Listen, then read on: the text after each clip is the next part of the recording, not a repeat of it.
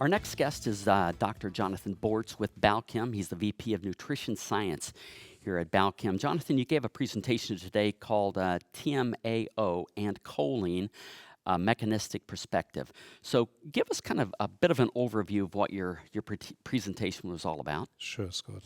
So first of all, in the last several years, there's been attention being paid to some concerns about choline, really advanced particularly by one group of investigators who have claimed that excessive intake of meat and eggs and animal source foods that land up contributing either choline or carnitine land up generating a substance in the blood called TMAO, trimethylamine oxide. And what their hypothesis has been is that this has a negative effect on the cardiovascular system and has been associated with a high incidence of cardiovascular disease. What I demonstrated, or at least tried to share with my audience today, was that we have taken this concern, the safety concern, very seriously, have looked into with tremendous breadth and depth into the studies that have been performed to try and ascertain whether there were some real safety issues associated with choline, which is our product that we market. And fortunately was supported by our senior management to say, explore the science, let the science speak and tell us whether there are issues to be concerned about or not. And I'm happy to say that what I presented were multiple examples of how the concerns about choline with respect to TMAO really cannot be associated, cannot be supported. The claimants maintain that there is a causative effect between choline, TMAO, and cardiovascular disease. But what I was able to present to the audience was that this is really not the case.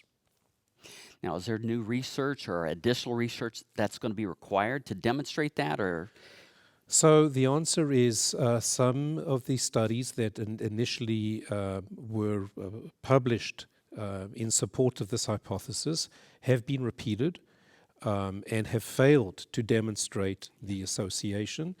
And furthermore, we have continued to look for and support any science that can tease out and evaluate the whole body of information and literature to determine whether there's anything there or not.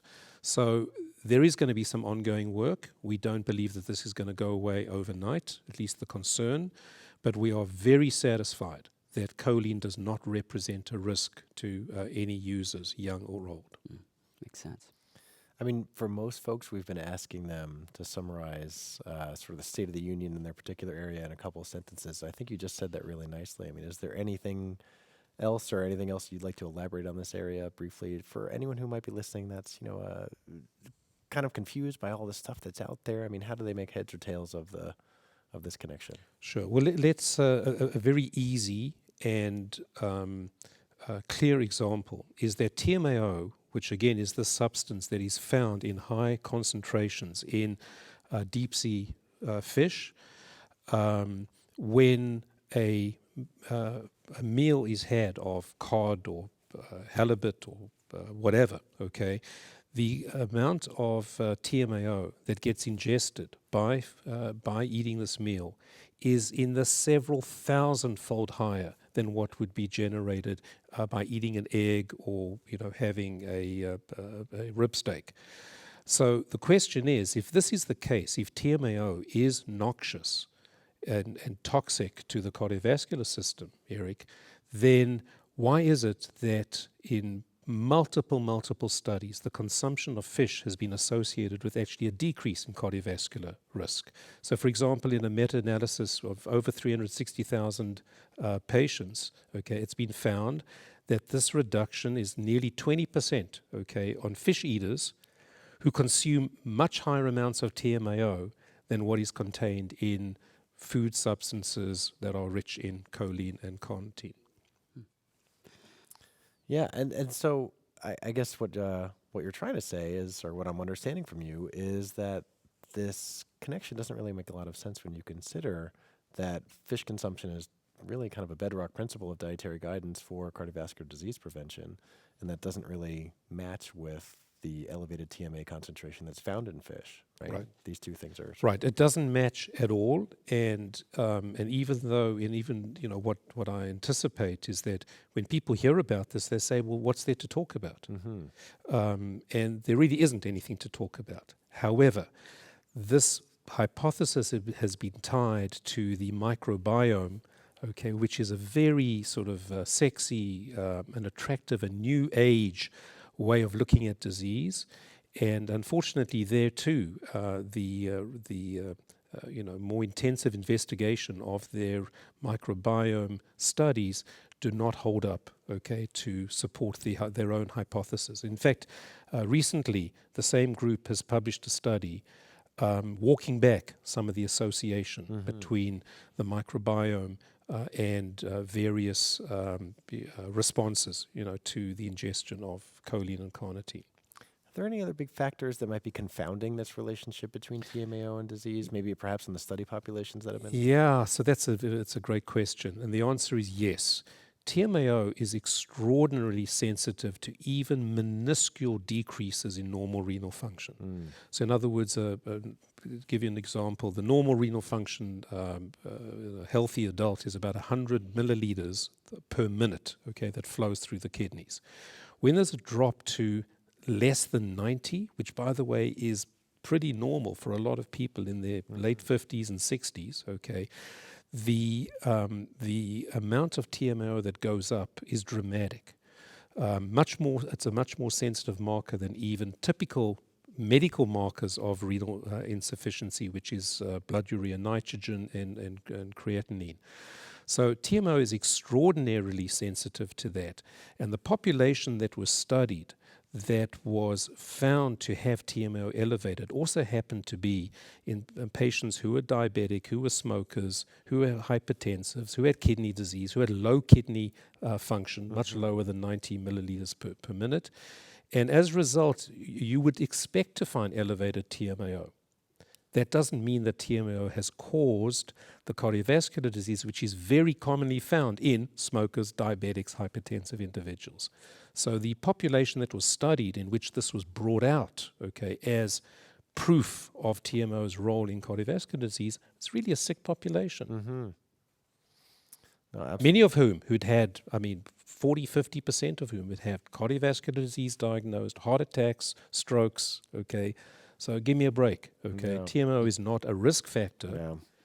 Okay, a risk factor is something that you identify in a healthy population, track, and then see that, oh, wow, people who've had this particular risk factor have a higher chance of developing the disease. They did it the other way around. They looked at a sick population, picked out TMAO, and then looked for the reason for it.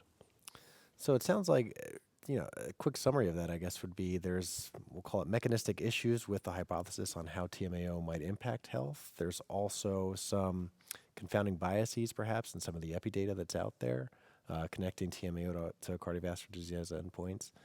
And, I think at this stage it seems, difficult to really make a solid conclusion about that, or the solid conclusion that there is this significant concern. As Well, we have, I think, done more than our due diligence. We've also invited experts to come in.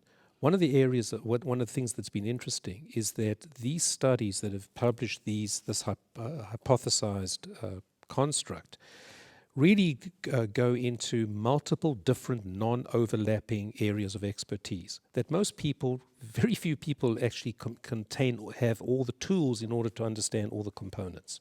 So when we've actually spoken to experts in all of these areas, what we have found is that not only are there real challenges in the way in which the science has been performed, but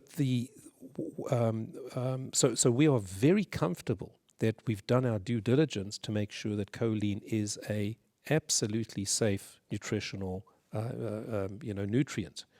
It's essential for so many things. How can it be toxic. Okay, we are suggesting it in much lower levels than what's been agreed to by the Institute of Medicine as the upper limit. So it doesn't make sense. However, in a sense, the genie's been let out of the bottle. You know, it's not that easy to put it back in. Okay, even though we're comfortable that the veracity of the science, I think, doesn't stand up to what is being claimed. Dr. Bortz, it's obviously an important issue, and I want to thank you for your dedication to understanding and explaining the data and coming on with us to set the record straight. So thank you for joining us My today. pleasure, Scott. Thank you. You're welcome.